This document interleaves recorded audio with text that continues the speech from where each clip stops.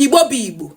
We really need to start shaming Igbo billionaires and Igbo politicians. We really need to start shaming Igbo billionaires and Igbo politicians. Igbo billionaires and politicians are what ndị Igbo call Okamma na mba. Ndị Okamma na mba. You will see them flaunting millions, billions on the internet. Anywhere there's online donation, they are the first to do online donation. But when you go to their communities, no good schools, no good road, no good water system, no good anything. Charity, they say, begins at home. How does your home look like? How is your community like? How? When you go to these billionaires and politicians, their communities, no good road, no good schools. But you will see them anywhere they are donating online money. You will see them as number one, showcasing that they have money.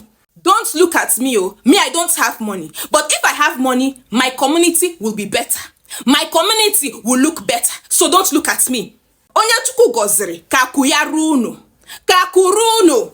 Because no place like home. Many of these billionaires, when they are going home for Christmas, there is no road to their father's house. There is no road. There is no light in their community. No light, no road. But you will see them online flaunting money, flaunting billions. My dear Igbo youth, stop glorifying these billionaires. Stop glorifying these politicians. Stop glorifying them. Shame them. Learn to shame them. Woo! Woo! Woo! Woo! If you are really a billionaire, build schools in your community. Build roads. Build electricity. Electricity. Build it. That is what makes you a billionaire and a millionaire. Flaunting money on the internet or moving with convoys does not make you a billionaire or a millionaire. It does not. How is your community? Shame.